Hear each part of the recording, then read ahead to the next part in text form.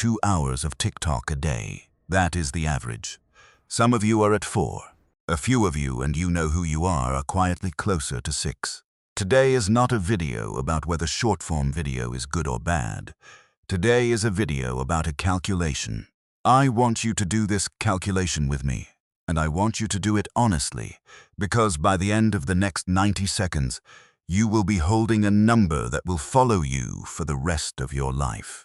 2 hours a day multiplied by 365 days equals 730 hours per year. Divided by 24, that is 30.4 full days. Multiplied across a 30-year stretch from age 20 to age 50, that is 912 days.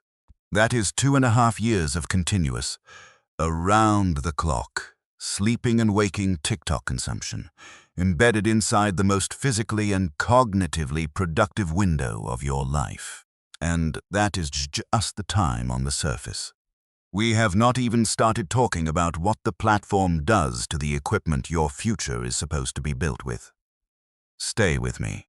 Most videos on this topic stop at the time math because the time math is shocking enough. But the time math is, statistically, the smallest line item on the bill. The real damage is being inflicted somewhere you cannot see inside the wiring of your attention system, and it is permanent in ways the time loss is not. Time can, in theory, be reclaimed. The neurological changes cannot.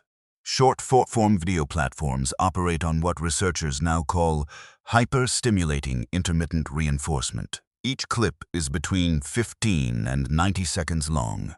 Each one is engineered with a hook in the first half second, a payoff in the middle, and a transition that bypasses the natural urge to stop. Every 15 to 90 seconds, your dopamine system receives a small reward.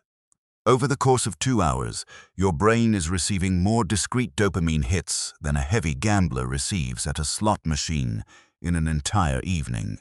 Dopamine is not a reward chemical. That is a popular oversimplification. Dopamine is a salience chemical. It tells your brain what is worth paying attention to. When your dopamine system receives unusually large or frequent stimulation, it does not stay sensitive. It down-regulates. It physically prunes receptors to protect itself from overstimulation. This is the same mechanism that happens in cocaine addiction, just on a far gentler curve. The consequence in plain language is this. After several months of heavy short-form video use, ordinary life stops registering as interesting. A book that used to feel engaging now feels boring within 4 minutes.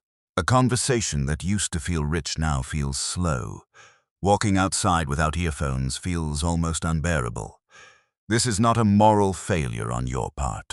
This is a measurable change in the salient signaling of your brain, and it has been documented in functional MRI studies. The platform has not just taken your time. It has reset the baseline of what your nervous system needs to feel alive. Let us put numbers on this in a way that will make you want to stop the video and stare at the wall. Suppose in the absence of 2 hours of daily TikTok, you put just half of that reclaimed time, 1 hour a day, into a single skill: programming, writing, design, a language, a craft, anything. 1 focused hour a day compounds, over 5 years, into roughly 1,800 hours of practice. That is well past the threshold researchers associate with professional-level competence in nearly any cognitive skill on Earth. In other words, your TikTok habit is not just costing you 2 hours a day. It is costing you a professional-level skill every 5 years. Stack 3 of those 5-year windows across your career, and the same person who scrolled through their 20s, 30s, and 40s has, on the other side, a parallel universe version of themselves who is a professional-level operator in 3 distinct skills. That parallel universe version is not luckier than you. They are not more talented. They simply did not surrender the same 2 hours. There is a third cost, harder to quantify, but in some ways the most expensive of all. Every hour you spend on short-form video, you are not only consuming content, you are absorbing identity signals. Each clip carries a worldview, an aesthetic, a vocabulary, a posture. 2 hours a day of this means roughly 5,000 small identity inputs per week, almost all of them generated by people whose financial incentive is engagement, not your well-being. Over months, your inner monologue starts to mirror the rhythm and tone of the feed. Your aspirations start to look like the aspirations being most heavily promoted to your demographic.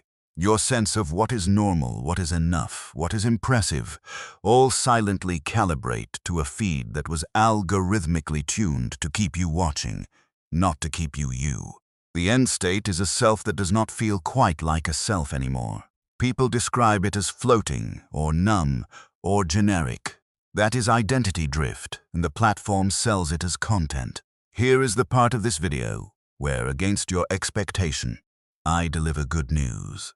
Every single one of the changes I just described is reversible, and the reversal happens faster than the damage did. Studies on dopamine downregulation show that meaningful baseline recovery begins within 14 days of sustained reduction. Attention span studies show measurable improvement at 30 days.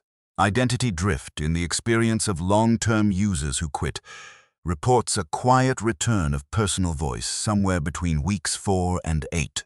The protocol is simple, though the execution is not easy. Phase 1. The full removal of the app from the phone for 14 days. Phase 2. 30 days of structured replacement, which means deliberately filling the reclaimed time every single day with one chosen practice. Phase 3. A permanent ceiling. If the app comes back at all, it comes back with a hard timer, capped at 20 minutes per day on a separate device that you do not carry. No protocol that is softer than this has produced consistent results in real cases. I am not going to lie to you. Open your screen time report right now. Write down your TikTok number from yesterday. Multiply it by 365. Multiply it again by 30. Stare at the final number. That is what you are paying. Now ask one honest question. If, at age 60, you could trade that final number back in exchange for one professional skill you do not currently have, would you do it? You can. The trade is open every morning. Tell me in the comments what skill you would build with the reclaimed years. Naming it is the first deposit toward owning it.